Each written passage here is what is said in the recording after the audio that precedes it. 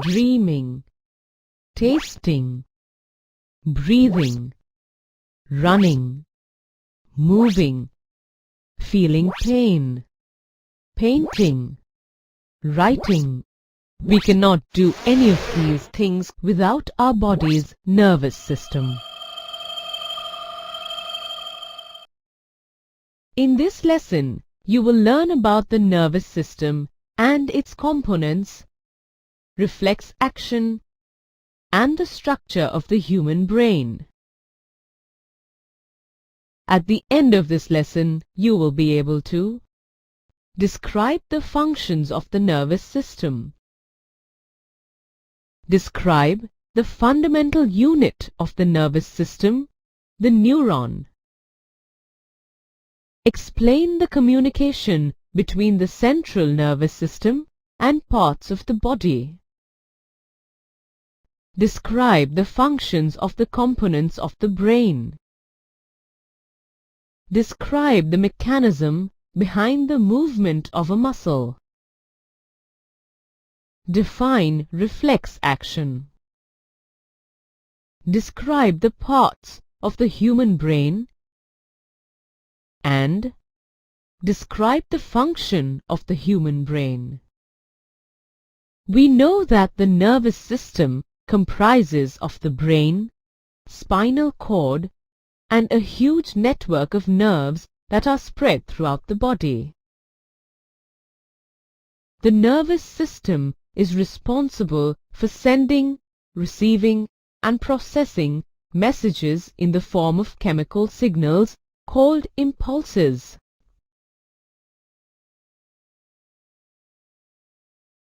The main function of the nervous system is to control and coordinate voluntary activities like reading and walking, and involuntary activities like our heartbeat and breathing. Also, the brain uses the information it receives from the nerves to control and coordinate all our actions and reactions. Without it, we wouldn't exist. Let's look into the fundamental unit of the nervous system, the nerve cell, which is known as a neuron. Let's understand in detail the structure of a neuron. Each neuron consists of 3 parts, namely the cell body or cyton, branched projections called dendrites, and the long process from the cell body called axon. The axon terminals of each neuron are placed near the dendrites of another neuron. This gap between the 2 neurons is called a synapse. All such axons or nerve fibers are bundled and enclosed in a sheath to form a nerve. Nerves are seen as thin threads that emerge from the brain and spinal cord and branch out to all parts of the body. Nerves carry messages back and forth, similar to telephone wires. Let's analyze the different types of nerves. There are 3 types of nerves: sensory nerves, motor nerves, and mixed nerves. These nerves carry information in the form of electrochemical signals called impulses to and from the brain and spinal cord to the muscles located throughout the body. Sensory nerves send messages from the sense organs to the brain or spinal cord. So, our sense organs provide the nervous system with information about the environment by means of sight, hearing, smell, taste, pressure, and pain. Motor nerves carry messages back from the brain or spinal cord to all the muscles and glands in the body. Mixed nerves carry both sensory and motor nerves. When a neuron is stimulated, the dendritic tips of the nerve cell generate a tiny electrical impulse. This impulse travels from the dendrite to the cell body and then along the axon to its end. At the end of the axon, the electrical impulse releases some chemicals which cross the gap, called the synapse, and start a similar electrical impulse in a dendrite of the next neuron.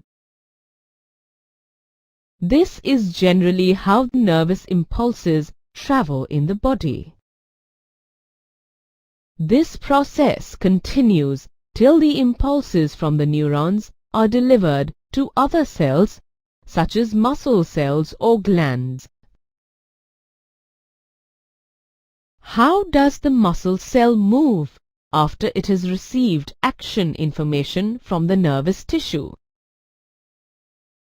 In response to the nerve's electrical impulses, muscle cells have special proteins that stimulate the muscle to change both their shape and arrangement, leading to muscular contraction. Have you heard of the term reflex action? Reflex action is an involuntary action by the body. We use the word reflex to describe a sudden action in response to something in the environment, which is unconsciously done and is not a controlled reaction. So, how do we control and coordinate our hand to move away from the heat? The thinking part of the brain is located at the forward end of our skull and consists of dense networks of intricately arranged neurons. Neurons carry signals from the body to the brain.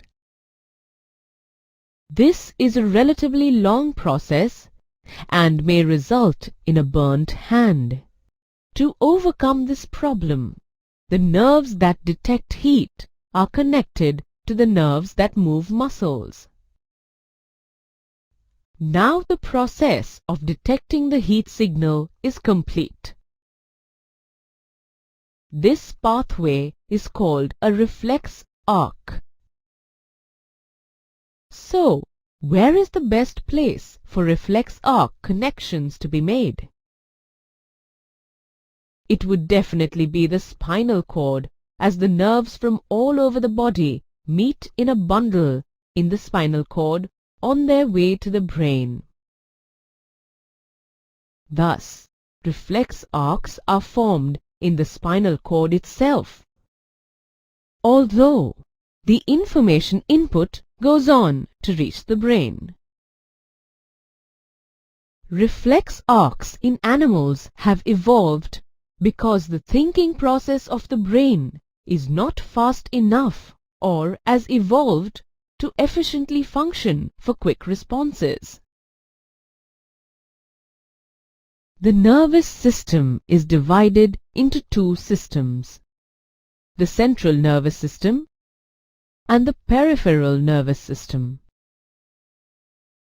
Both these systems are connected and function together. The central nervous system includes the brain and the spinal cord. Its main function is to get information from the body and send out instructions. Let's discuss the brain in detail. The brain is the main coordinating center of the body. It is a relatively small organ and constitutes about 2% of our total body weight. The human brain is a delicate organ and protected in a brain box called the cranium. Inside the cranium, the brain is contained in a fluid-filled space, which provides further shock absorption. All the neural connections are concentrated in the brain. The cell body of the neuron is concentrated towards the outer region of the brain and the axon towards the inner region. This forms the grooves that are associated with the degree of intelligence. The central nervous system communicates with the muscles or glands in the body in two ways. The first is by reflex action. The second is by the action of the brain that allows us to think and take actions based on our thinking. The brain has three major regions, namely the forebrain, midbrain, and hindbrain. The forebrain is the main thinking part of the brain. It consists of the cerebrum and diencephalon. Cerebrum is the seat of memory, intelligence, and sensory centers like hearing, smell, and sight. Diencephalon consists of thalamus and hypothalamus.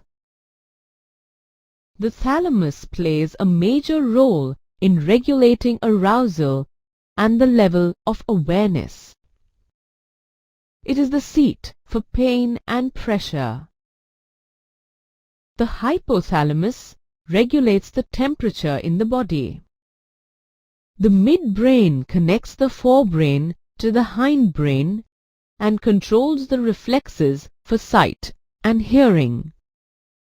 The hindbrain consists of the cerebellum, pons, and medulla. Now what about activities like walking in a straight line, riding a bicycle, and picking up a pencil? It is the cerebellum of the hindbrain that coordinates all these muscular activities and maintains balance and posture. The next part is the pons that carries the impulses between the cerebellum and cerebrum. It controls arousal and regulates respiration. Medulla controls involuntary activities like blood pressure, salivation, breathing, beating of the heart, and peristaltic movements of the alimentary canal. The next part of the central nervous system includes the spinal cord. The spinal cord extends from the medulla of the brain through the whole length of the vertebral column and is protected by the vertebral column or backbone. The peripheral nervous system includes the cranial and spinal nerves. The cranial nerves originate from the brain, and a few cranial nerves carry impulses to and from the central nervous system. Some cranial nerves are mixed, while the rest are sensory and motor nerves. Spinal nerves originate from the spinal cord, and all spinal nerves carry impulses to and from the central nervous system. Spinal nerves are mixed nerves. The peripheral nervous system receives as well as transmits impulses. The former is carried out by sensory nerves, and the latter is carried out by motor nerves. Motor nerves control both voluntary and involuntary functions. Based on the functions performed, the peripheral nervous system is classified as autonomous nervous system and somatic nervous system.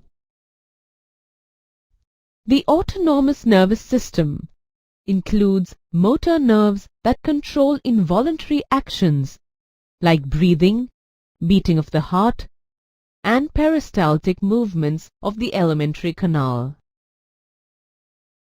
Voluntary actions like muscle movement and blinking of the eyelid are carried out by the somatic nervous system.